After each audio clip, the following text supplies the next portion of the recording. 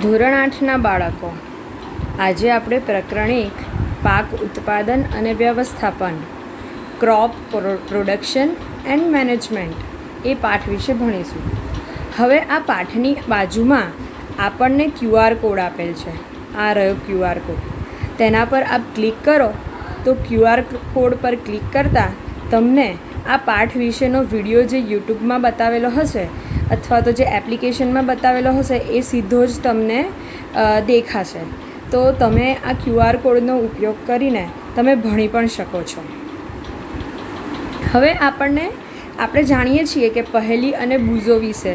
તો પહેલી અને બૂઝો ઉનાળામાં તેમના કાકાના ઘરે ગયા હતા અને તેમના કાકા એક ખેડૂત છે. એક દિવસ તેઓએ ખેતરમાં કેટલાક ઓજારો જોયા, જેમ કે ખુરપી, દાંતરડું, પાવડો, આ બધા જ ઓજારો જોયા. અને પછી બૂઝોને એક પ્રશ્ન થાય છે કે હું જાણવા માગું છું કે આપણે આ ઓજારોનો ઉપયોગ ક્યાં અને કેવી રીતે કરીએ છીએ. તમે અભ્યાસ કરી ચૂક્યા છો કે બધા સજીવોને ખોરાકની આવશ્યકતા હોય છે, આપણને પણ હોય છે. તો વનસ્પતિ પોતાનો ખોરાક જાતે બનાવે છે. શું તમને યાદ છે કે લીલી વનસ્પતિ પોતાનો ખોરાક કેવી રીતે બનાવે છે?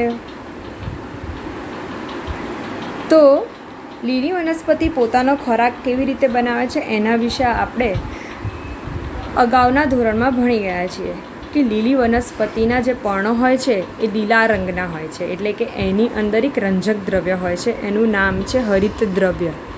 આ હરિત દ્રવ્ય જે રંજક દ્રવ્ય આવેલું હોય છે એ સૂર્યપ્રકાશની હાજરીમાં પ્રકાશ સંશ્લેષણ વાતાવરણમાંથી પર્ણમાં જાય છે અને મૂળ દ્વારા એ પાણી ખેંચે છે.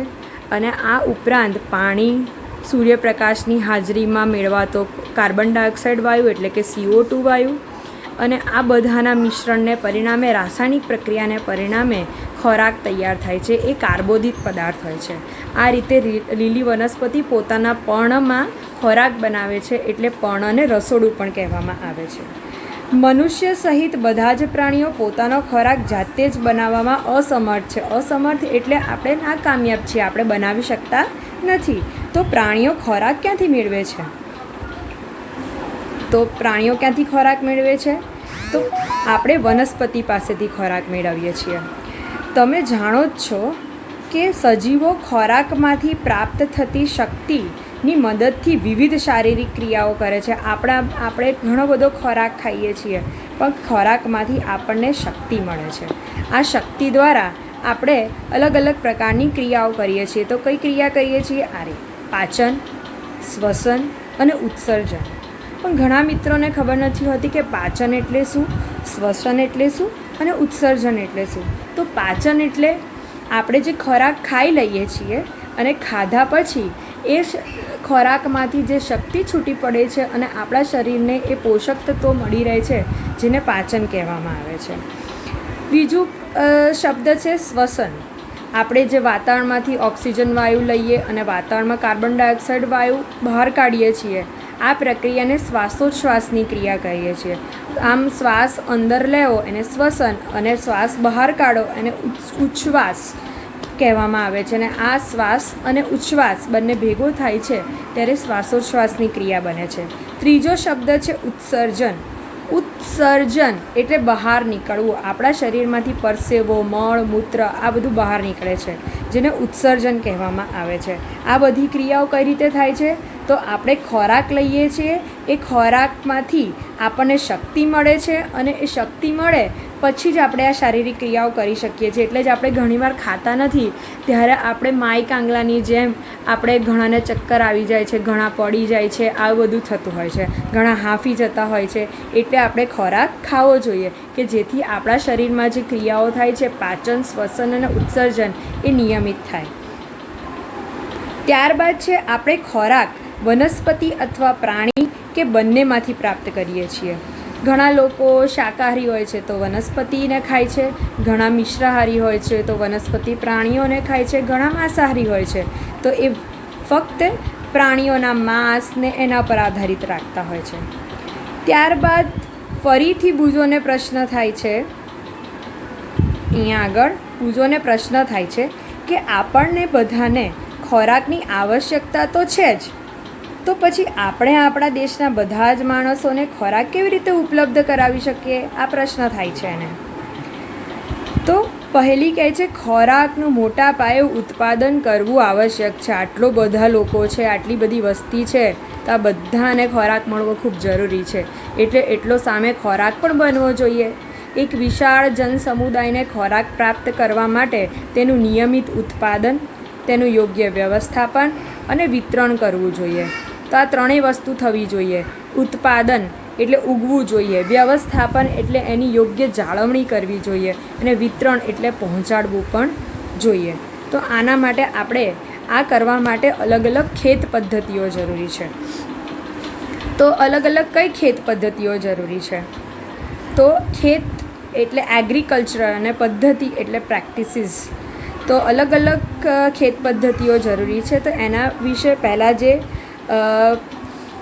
થોડીક ચર્ચા કરી લઈએ કે લગભગ 10,000 ઈસવીસન પૂર્વે મનુષ્ય ભટકતું જીવન જીવતો હતો. જ્યારે એને આદિમાનવ કહેવાતો હતો ને, એ વાત કરવામાં આવી છે કે તે ખોરાક તેમજ રહેઠાણની શોધમાં સમૂહમાં એક સ્થાનેથી બીજા સ્થાને ભટકતો હતો માનવ, કે આદિમાનવ કે એક સ્થાને જતો બીજા સ્થાને જતો, એમ ખોરાક માટે એ અલગ અલગ અને રહેઠાણ માટે શોધ કર્યા કરતો હતો. તે કાચા ફળ અને શાકભાજી ખાતો હતો. તેઓ ખોરાક માટે પ્રાણીઓનો શિકાર કરવાનું શરૂ કરી દીધું. ત્યારબાદ ખેતી કરી અને ડાંગર, ઘઉં અને અન્ય ખાદ્ય પાકોનું તેમને ઉત્પાદન કરી શક્યો. આ પ્રકારે ત્યાંથી ખેતીની શરૂઆત થઈ. અહીંથી ખેતીની શરૂઆત થાય છે. જ્યારે કોઈ એક પ્રકારના છોડને કોઈ સ્થાન પર મોટી માત્રામાં ઉગાડવામાં આવે તો તેને પાક કહેવામાં આવે છે. સૌથી મોસ્ટ આઈએમપી અને વધારેમાં વધારે પૂછાતી વ્યાખ્યા તરીકે, ટૂંકા પ્રશ્ન તરીકે કે એક વાક્યના પ્રશ્ન તરીકે આ પૂછાય છે. પાક એટલે શું? ક્રોપ એટલે શું? તો પાક એટલે શું? તો જ્યારે કોઈ એક જ પ્રકારના છોડને, આપણે ઘણીવાર જોઈએ છીએ ખેતરમાં કે એક લાઇનમાં ખૂબ જ બધા, આ લાઇન છે, આમાં અલગ અલગ પ્રકારના એક જ લાઇનમાં આવી રીતે છોડ હોય, આમ એક જ લાઇનમાં છોડ હોય.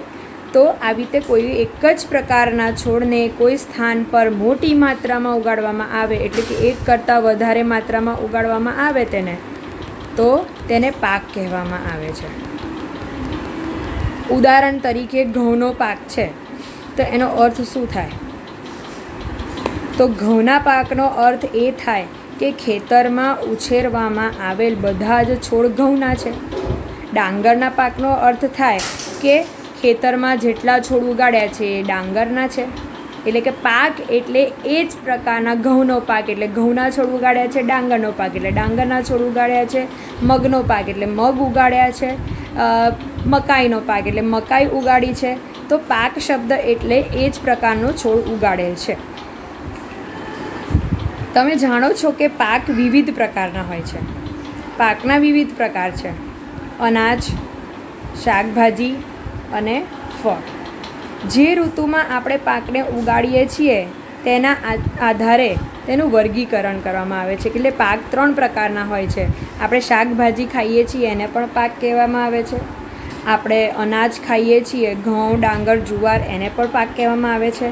આપણે અલગ અલગ પ્રકારના ફળ ખાઈએ છીએ, કેરી, સફરજન, ચીકુ, પપૈયા, કેળા, આ પણ બધા અલગ અલગ પ્રકારના પાક જ છે. તો જે ઋતુમાં જે પાક ઉગે એ ઋતુના આધારે તેનું પાકનું વર્ગીકરણ કરવામાં આવ્યું છે. કે ભારત એક વિશાળ દેશ છે અને અહીં તાપમાન, ભેજ, વરસાદ એ બધા જમાં પરિવર્તન હોય છે. આપણે ઘણીવાર જોઈએ તો ઉનાળો હોય, શિયાળો હોય, ચોમાસું હોય, આમ અલગ અલગ ઋતુઓ જોવા મળે. ભેજમાં ફેરફાર જોવા મળે, વરસાદમાં ફેરફાર જોવા મળે, એમાં અલગ અલગ વસ્તુમાં ફેરફાર જોવા મળે છે. તો આથી દેશના વિવિધ ભાગો ઉપર વિવિધ પ્રકારના પાક ઉગાડવામાં આવે છે. ઘણી જગ્યાએ આપણે જોયું છે, ઘણી જગ્યાએ ઘઉં પ્રખ્યાત છે, ઘણી જગ્યાએ સફરજન પ્રખ્યાત છે, ઘણી જગ્યાએ ડાંગર પ્રખ્યાત છે, ઘણી જગ્યાએ તમાકુની ખેતી પ્રખ્યાત છે. એટલે કે અલગ અલગ વિસ્તારની આબોહવા, એનું વાતાવરણ, તાપમાન, ભેજ બધામાં ફેરફાર હોય છે. એટલે અલગ અલગ વિસ્તારમાં અલગ અલગ પાક ઉગાડવામાં આવે છે. આ વિવિધતા ઉપરાંત મોટે ભાગે પાકને 2 વર્ગ પાડવામાં આવે. પાકના કેટલા વર્ગ પાડવામાં આવે છે? 2 વર્ગ. એક તો છે ખરીફ પાક અને બીજો છે રવિ પાક. તો પાકના 2 પ્રકાર છે. આ પણ પરીક્ષામાં પૂછાય છે. પાકના કેટલા પ્રકાર હોય છે અને કયા કયા? તો પાકના 2 પ્રકાર હોય છે, ખરીફ પાક અને બીજો છે રવિ પાક. તો ખરીફ પાક એટલે શું? આપણને એવો પ્રશ્ન થાય. તો ખરીફ પાક એટલે વરસાદની ઋતુમાં જે પાક ઉગાડવામાં આવે ને ખરીફ પાક કહેવાય. તો સાદી રીતે તમારે સમજણ મેળવવી હોય તો એટલું યાદ રાખવાનું, ખરીફ એટલે વરસાદી ઋતુ. તો ખરીફ પાક ક્યારે ઉગાડવામાં આવે? તો વરસાદી ઋતુમાં ઉગાડવામાં આવે. તો વરસાદી ઋતુમાં જે પાક ઉગાડવામાં આવે એને ખરીફ પાક કહેવામાં આવે છે. તો ભારતમાં વરસાદની ઋતુ સામાન્ય રીતે ક્યારે હોય છે? તો આપણને જૂન મહિનાથી વરસાદ પડે તો લગભગ સપ્ટેમ્બર ઓક્ટોબર મહિના સુધી વરસાદ પડતો હોય છે. તો જૂનથી સપ્ટેમ્બર મહિના સુધીની ઋતુ એ વરસાદી ઋતુ છે. અને આટલા મહિનાઓમાં જે પાક ઉગાડવામાં આવે એને ખરીફ પાક. એટલે કે અત્યારે ચોમાસું ચાલે છે, વરસાદી ઋતુ ચાલે છે, તો અત્યારે તમારા ખેતરોમાં જે પાક ઉગાડતા હોય એ બધા જ ખરીફ પાક છે. તો કયા કયા ખરીફ પાક છે? તો અહીંયા દેખાય છે ડાંગર, મકાઈ, સોયાબીન, મગફળી અને કપાસ. તો આ બધા છે ખરીફ પાક. બીજો પ્રશ્ન છે રવિ પાક. શિયાળામાં ઉગાડવામાં આવતા પાક. રવિ પાક એટલે શિયાળામાં. શિયાળો ક્યારથી શરૂ થાય? ઓક્ટોબર મહિનાથી અને લગભગ ફેબ્રુઆરી માર્ચ સુધી ચાલે આપણો શિયાળો. એટલે શિયાળાની ઋતુમાં જે પાક ઉગાડવામાં આવે એને રવિ પાક કહેવામાં આવે છે. તો ત્યારે તમારા ખેતરોમાં લગભગ ઘઉં, ચણા, વટાણા, રાઈ, અળસી જેવા આ ઉપરાંત તમે વધારાના પાક બી ઉમેરી શકો. એવું નથી કે ચોપડીની અંદર આટલા જ પાક આપ્યા છે તો આપણે ન લખવા. તો ઘઉં, ચણા, વટાણા આ બધા જ અને અળસી આ બધા રવિ પાક છે. તદુપરાંત ઘણા સ્થાને કઠોળ અને શાકભાજી ઉનાળામાં ઉગાડવામાં આવે છે.